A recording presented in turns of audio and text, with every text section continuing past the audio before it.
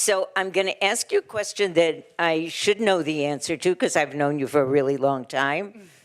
What brought you to making films? I didn't choose that, it chose me. That's the point.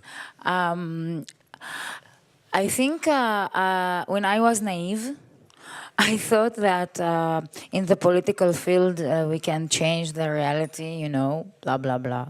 But I grew up and I knew that there is a more effective way to change minds, and it's through art. And I chose that way. So that's actually not what I was asking. I was asking, you finished high school, where did you go to school, how did you get into filmmaking? You mean biography? Yes, Okay. biography. Okay.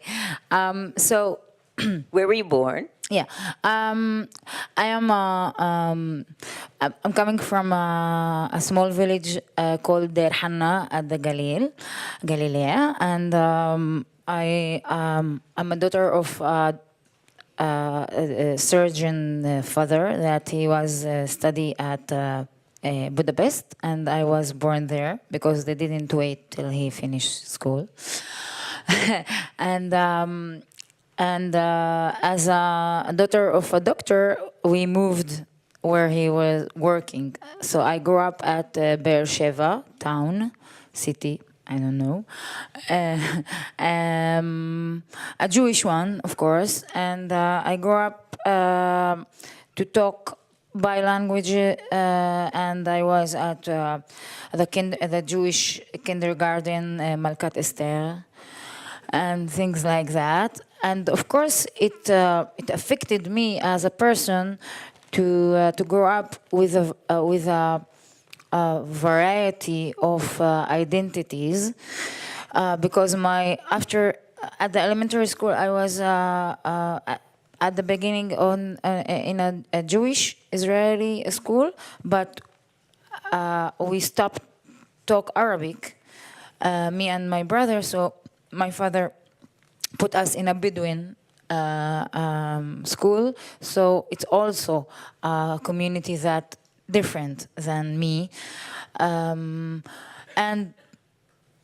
in all my childhood, I spent at Beersheba, and just at the teenaging age, we moved back to Der Hanna village, which is so different environment that what I grew up, and I think the seeds of feminism started then when I couldn't like act or be as before, because the society is different. Like mixed birthday, it wasn't like something common. I mean, boys and girls, and the rebelling, I think, started at that time.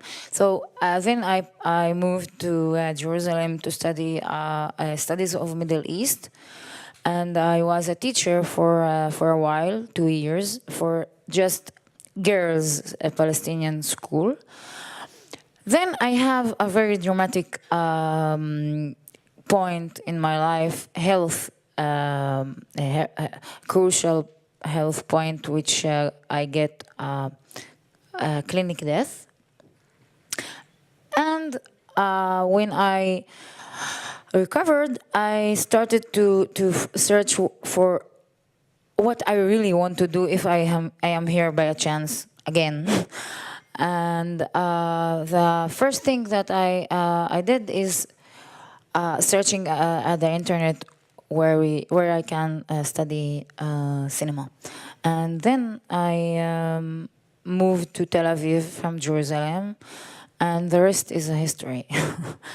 So it's a great story. I can't believe that in all these years that we've known each other, never even asked. And I have to tell them the important closing circle that we are doing here. Carole has like a very special part in my heart, in my biography process, because she even didn't know that, but she gave me the first push to feel like success, even at the first year of cinema school. She gave me a chance to show my first movie I did ever. And it was 10 years back. And I was here as a student after first year of cinema school. And it changed all the process after that. Like, you have totally have a very important place in my heart, Carole. Yeah. Thank you so much. And I have to say, you know, when I met Maysaloun, it was clear to me, even though she was young, she was the first year of film school, that she was going to be a real filmmaker. She had not only the chutzpah of an Israeli, now I understand. Palestinian, yeah? Both can be chutzpah. Mediterranean, okay. But that she had something to say inside her. So now I have a totally different question. How did the Palestinian Israelis react to your movie? Okay. Okay. You know, when you criticize somebody, basically you have to defend themselves. And the movie is a mirror that reflecting what's happening at the society, and we have a lot of like diseases, as all the societies all over the world, but we didn't start to deal with it.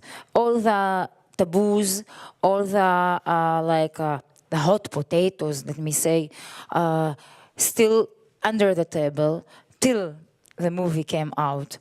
And as I think normal reaction for those that feel that the movie criticized them, started to, let me say, try to forbidden the movie, and they even did something so funny. They sent a letter to Miri Regev.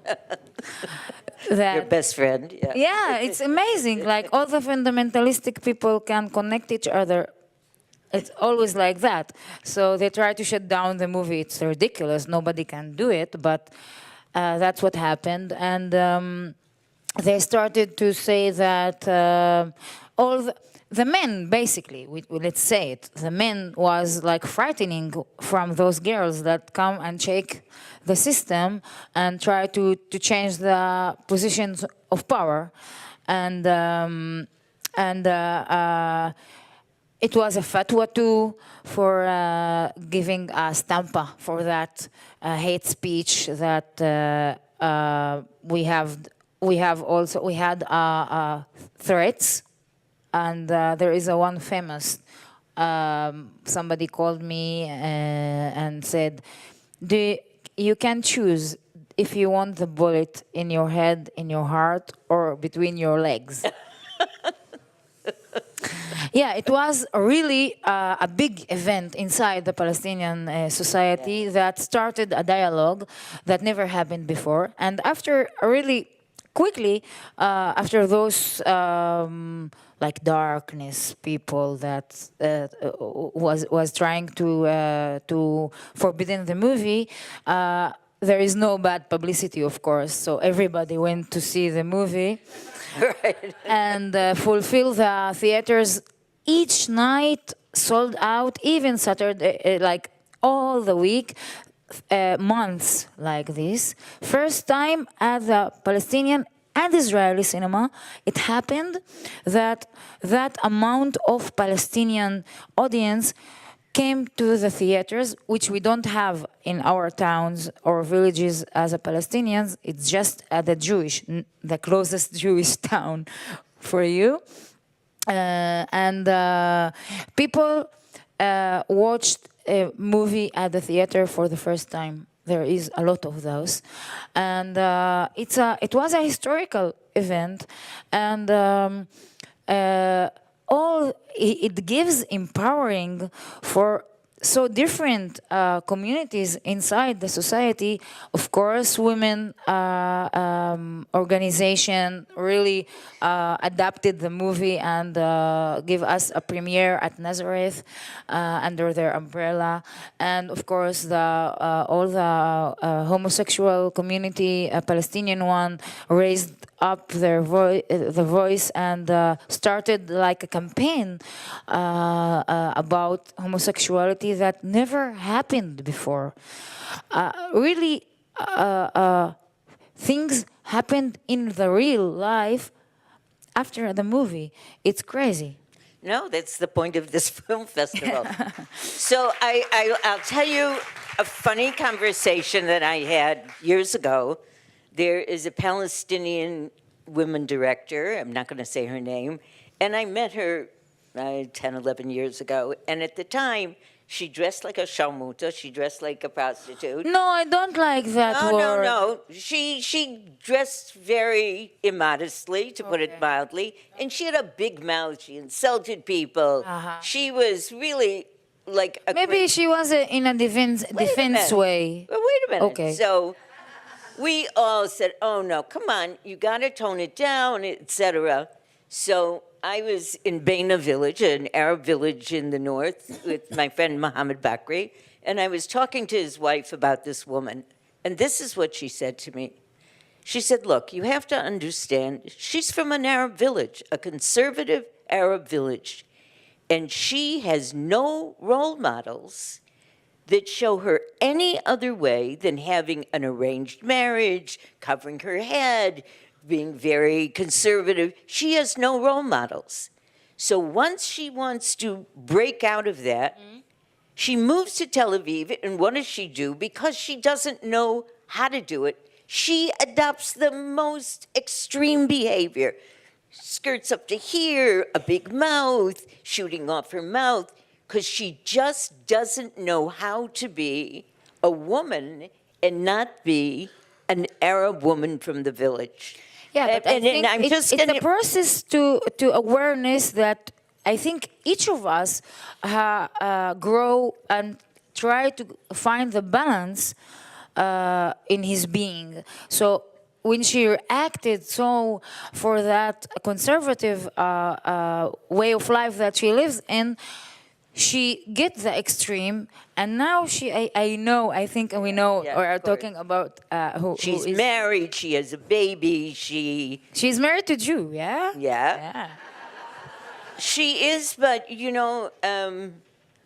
she didn't marry a Jew. No, of course, but it's a mixed couple, yeah. It's a mixed couple, which often is the case. Lucy Arish, who I'm friendly with, who grew up in Dimona. She's a very famous newscaster. She's played some roles. You will show Kvodo that she is acting in. So she grew up in Dimona. Her Hebrew is flawless. But they had a house in Nazareth. They went back and forth. And she tells me, she's in her 30s, she says she doesn't find who to date. She says the Israeli guys who she goes out with basically want to sleep with a Palestinian so they could say how it was. Yeah, exotic. Exotic. And she says Arab men who are... As Ziad. Not just Ziad, more successful men. They don't want a big mouth. They don't want a big mouth Israeli wife. And that's what she is. So, I mean, I think she's exaggerating. She's beautiful. She's one of the Lailas, of course, Lucy. She's amazing. Then I'm very friendly with Mira Awad, who... Another Laila. She's another Laila. She also has a father who's a doctor, lived in the Galil, got married to... Israeli also. No. He married a... no, not a Palestinian. Her mother is from Europe. Her mother from Bulgaria, but she got married to a Jew. Right. So now, Mira, after many, many years, married a Jew. So I understand the background. Yeah. I think we need to give the chance for the audience to ask Sorry questions. for hugging. You will choose? No, Sabrina's going to choose. Okay.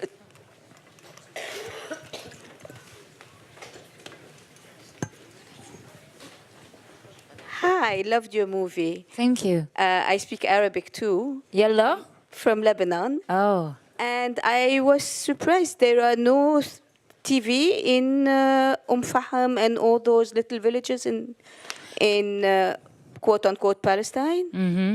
So I mean, basically they have the role model of the Lebanese woman. They don't need to have But awful it's role there. model It's from there. somebody It's else. not ours, you know. That's the point. I understand, but you said that this woman from, I forgot where, left and got to Tel Aviv, wore the short skirt, got a bad role model from somewhere in Tel Aviv. Not Tel Aviv is all like that, I know. Can't they have the role model of the Lebanese? That's what I am saying. I can tell you that for both actually societies, the Israeli one and the Palestinian one, was shocked to see that scene or generation which is invisible for both of them. For the Palestinian, that they don't want to accept the idea that they are life like this among us, so in the denying stage they are. And the Israeli, because they are so racist in their basic minds, they cannot believe that we can be like this. So for both. Yeah, but it's from different points.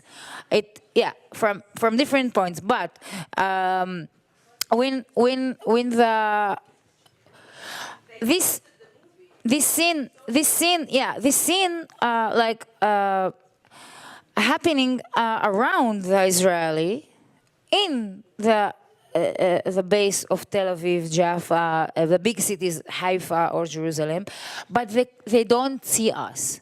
So still, for them, it was mind-blowing for the audience. Yeah. Hi, sorry. I just have a simple question. When did you release the movie in Israel at Nazareth, you said it was? Mm-hmm. And then when did it come here? Was it a simultaneous? It almost, it will be actually totally a year.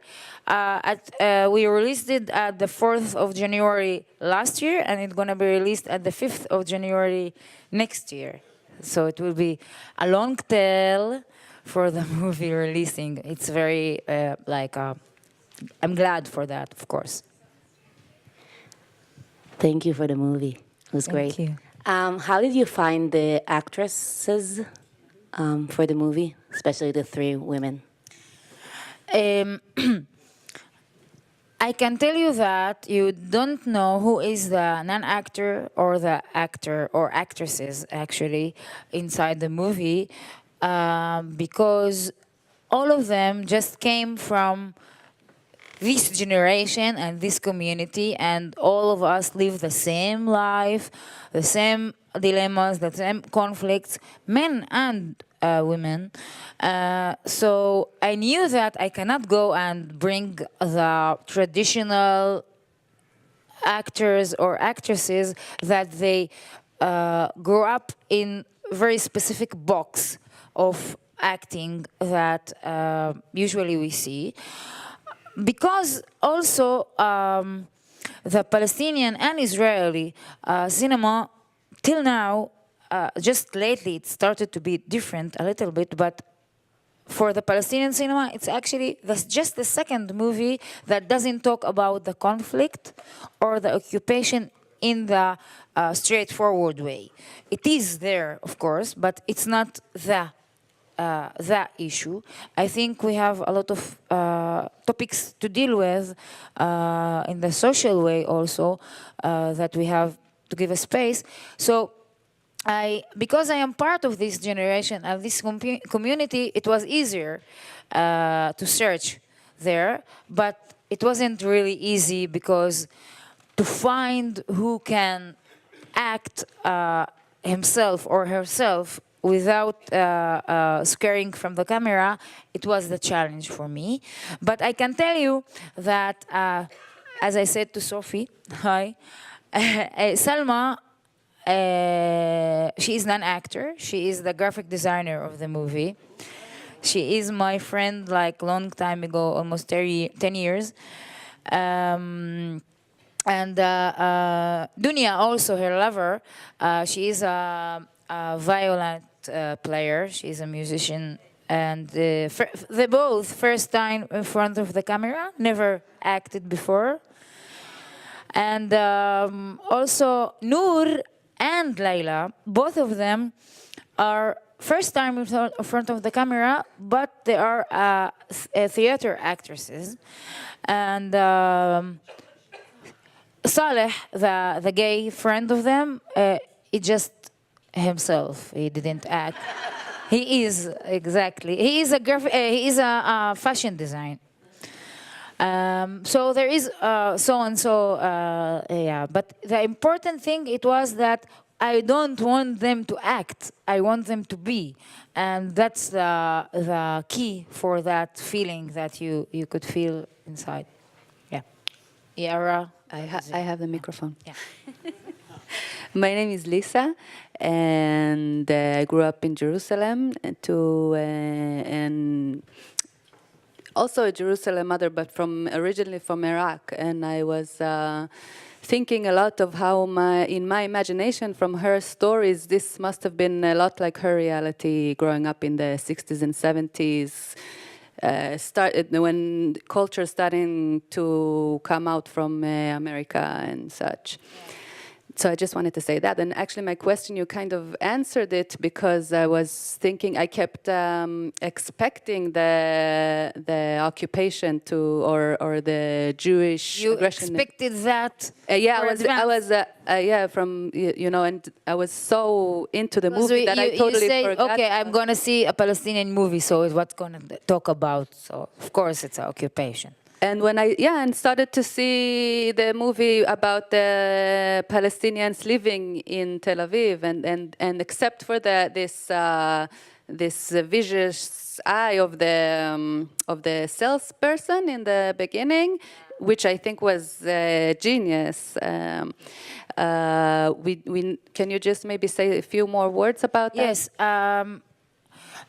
Let's start with say that it's so important that we will continue to make movies about the occupation and the conflict till it ends. That's so important. But I think in my taste of cinema or art, I always like to see things more complected, not just straightforward, giving you in a spoon, not thinking. I think that you can feel that third generation that I am belong to of the Nakba, talking about the occupation in its state of mind. Like when for example, when Wissam asked Noor, give me the address of the apartment, she said, it's near Hassan Bek at Manshia.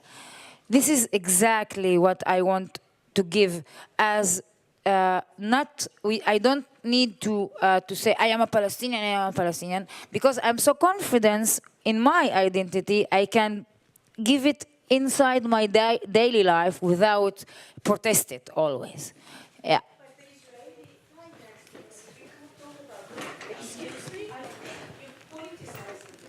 It's of course. Yeah, it still gives the peace because we know each other more. That's the point. Okay, I just was wondering.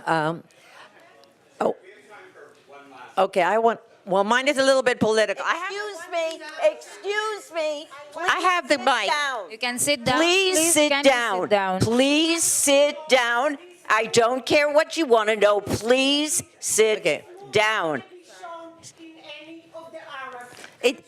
Please sit down. Please sit down. So? You said all Israelis are racist. I didn't say all Israelis. You cannot. Okay, listen. I can talk. I can answer. Just a second. First of all, you have to talk a little bit No, she doesn't have to. Yeah. She wasn't. Listen, first of all, there is, I think, respectful place here that we can talk, not shout, first of all. Second, you cannot say that I said something that I didn't say, okay? I didn't say that all the Israeli are racist. Basically, you cannot say what I say because I'm talking now. No. She's Okay, talking. Maysaloun. I don't, you don't Maysaloun. respect me, I cannot respect you don't, back, yes. okay? Okay, I also have a little bit of a controversy.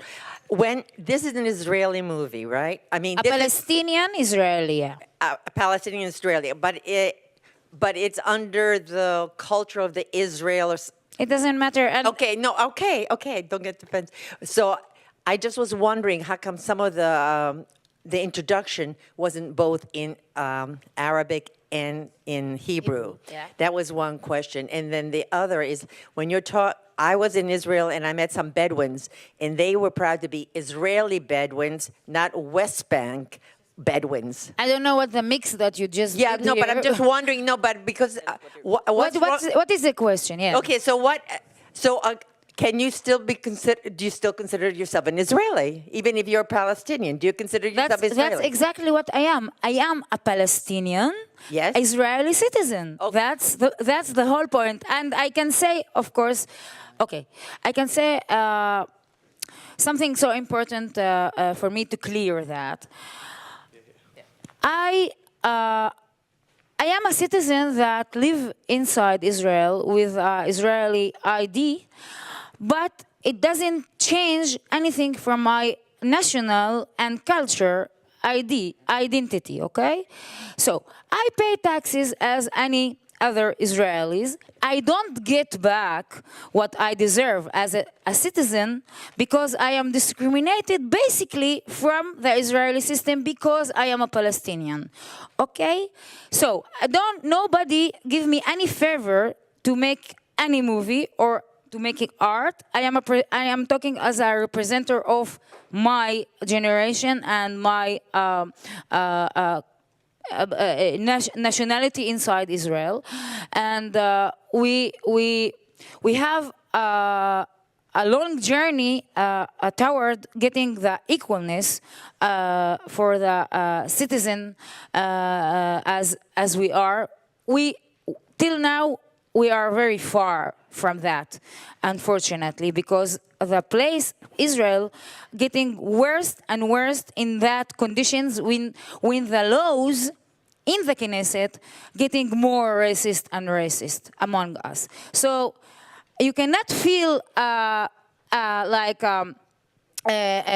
nervous that I am saying that there is an occupation or I want to say a political say because if I'm not having a responsibility among my society, and I really have a responsibility among them.